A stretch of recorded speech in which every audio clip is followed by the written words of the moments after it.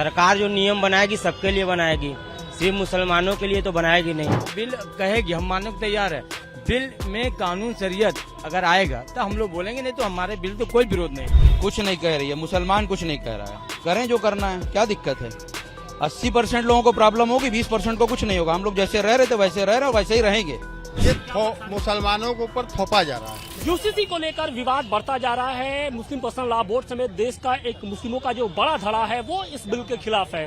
तो निश्चित तौर पे जो विवाद है उसको हम जानने और समझने के लिए इस वक्त हम वाराणसी के जामा मस्जिद के ठीक बाहर मौजूद हैं और यहाँ पर जुमे की जो नमाज है उसके बाद जो लोग हैं मुस्लिम समाज के वो बाहर आ रहे हैं और हम उनसे जानने की कोशिश करते हैं कि आखिर वो क्या ये सोचते हैं मुस्लिम लॉ इस यूसीसी को लेकर। एक इधर आइए।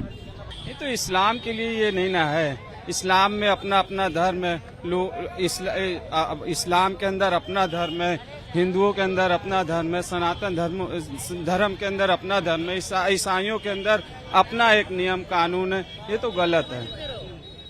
अच्छा, आज जुमे की नमाज हुई है, कोई ऐलान हुआ कि क्या करना है नहीं करना है? क्योंकि मुस्लिम पर्सनल लॉ बोर्ड ने बाकायदे एक QR कोड भी जारी किया है। यहाँ पर सिर्फ जुमे की नमाज होती है, ऐसी कोई बात नहीं हुई है। अच्छा, कुछ मौलवियों ने कुछ कहा नहीं है कि नहीं इसका समर्थन करना है, विरोध करना है? ऐसा कुछ नहीं है। इसी को लेकर क्या आपत्ति है, क्या दिक्कत है आप लोग को? उससे तो कोई दिक्कत है नहीं सर, हम लोग को। सरकार जो नियम बनाएगी सबके लिए बनाएगी, सिर्फ मुसलमानों के लिए तो बनाएगी नहीं। सिर्फ मुसलमान ही फॉलो तो करेंगे नहीं, उसमें सब फॉलो करेंगे। जो नहीं फॉलो करेंगे उसके हिसाब से सरकार उनके लिए कुछ करेगी। लेकिन all India Muslim personal law board ने इसका खिलाफत कर दी है, बाकायदे QR कोड जारी किया, उसमें कहा है कि आप इसको देखिए समझिए और इसका विरोध करिए। आप देखिए, वो लोग अपना काम कर रहे हैं, उन लोग के बारे में हम लोग नहीं जानते ना। हम को भड़काने कुछ और जी क्या हो सकता है, इसमें सिर्फ मुसलमानों को भड़काने का काम हो सकता है और कुछ नहीं हो सकता है। तो कौन भड़काने का काम कर रहा है? जो भी भड़काने का काम कर रहा है, इसके पीछे तो सब लगा है। तो आपके नजरिए से, आपके नजर से मतलब ये कानून बेहतर है, ये आना चाहिए? ये कानून अगर बना रही है सरकार तो सबके लिए बढ़िया ही बना रही है, कोई नुकसान तो होगा नहीं। मगर अब उसको कुछ मुद्दा बनाकर आगे बढ़ाने का काम किया है तो वो गलत है ना। तो जानबूझकर लोगों को ये हाई क्रिच किए जा रहे हैं। यूसीसी के पहले देश नहीं चलता था क्या? यूसीसी के पहले देश नहीं चलता था, उसके पहले कोई कानून नहीं था हमारे यहाँ हैं? उसके पहले भी तो हम लोग चल ही रहे हैं ना। यूसीसी की क्या जरूरत है? उसकी जरूरत क्या है? मतलब जानबूझ के सिर्फ राजनीति की जा रही है। बिल्कुल राजनीति है, ये राजनीति ही है ना, राजनीति का जरिया है और क्या। बिल्कुल राजनीति है। अभी तक यूसीसी के बगैर इंडिया चला कि नहीं चला, हिंदुस्तान चला कि नहीं, यहाँ के सारा कानून नियम सब चला कि नहीं चला। देखिए, प्रधानमंत्री जी ये कह रहे हैं कि यूसीसी अगर आ जाता है तो जो मुस्लिम महिलाएं हैं उनको अब उनका अधिकार मिलेगा। अरे मुस्लिम महिलाएं की क्या बात है? पूरे हिंदुस्तान की महिलाओं की बात करिए ना, सिर्फ मुस्लिम महिलाओं की बात क्यों करते हैं? अच्छा, आज यूसीसी को लेकर तमाम तरह की बातें कही जा रही है, आप लोग का क्या स्टैंड है, आप क्या सोचते हैं? भाई ये एकदम गलत बात है। हम ये सोचते हैं कि यूसीसी से मुराद यही है ना कि ये किसी तरह से मुसलमानों के हकूक पर हमला है।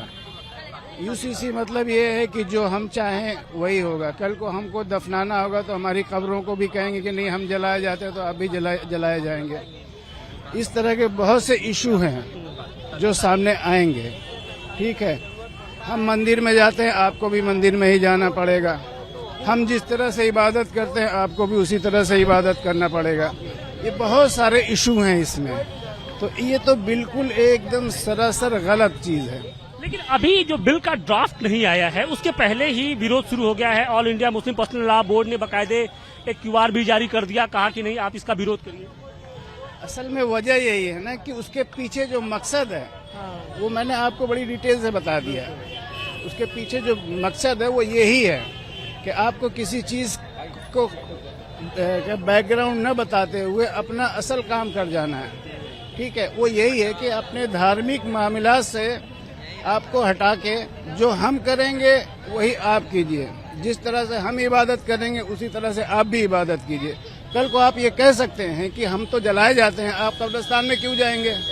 तो एक सिविल कोड का मतलब ही यही हो गया ना लेकिन इस बिल को लेकर अब मुस्लिम समाज है वो गोलबंद होने वाला लामबंद होने लगा है। क्या जुमे की नमाज हुई है, कुछ इस तरीके का इंस्ट्रक्शन या निर्देश आप लोग को दिया गया, कुछ बातचीत हुई? नहीं, अभी तो ऐसा कुछ है नहीं। ठीक है, जब चीज सामने आएगी तो उस पे जो है रद्द अमल भी सामने आएगा। ठीक है भाई, बगैर देखे बगैर पढ़े इस बिल को कुछ कहना बेहतर होगा। यूसीसी को लेकर क्या कहेंगे आप? अभी कुछ कहा नहीं जा सकता। अभी ऐसा है कि अभी आने दीजिए, आएगा तब उसका विरोध होगा ही, खुल के होगा। इसमें कोई ना दबे कि जो करना वो करते जाएंगे और हम लोग बर्दाश्त करते जाएंगे। अब पानी यहाँ से नाक से ऊपर चला जाएगा। बिल के विरोध का क्या कारण क्या है? बिल के अंदर ये विरोध है, जो बिल कहेगी हम मानने को तैयार है। बिल में कानून शरीयत अगर आएगा तो हम लोग बोलेंगे, नहीं तो हमारे बिल तो कोई विरोध नहीं है, हमारा बिल तो वेलकम है।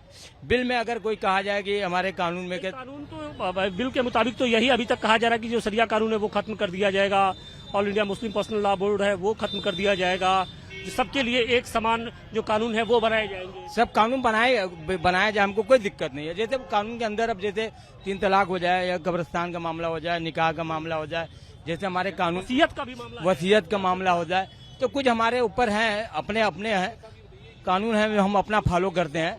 उससे आपका कानून से अगर उसमें हमारा कोई हस्तक्षेप नहीं होना चाहिए सरकार का, और सरकार से भी हमें भी हस्तक्षेप कोई नहीं है।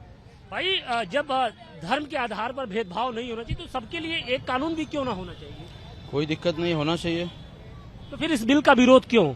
ये तो बिल धर्म के आधार पर तो हो नहीं रहा है। कहा कि धार्मिक भेदभाव हटाने की बात कही जा रही है। इससे सबसे ज्यादा नुकसान उन लोगों को होगा, हम लोगों को नहीं होगा।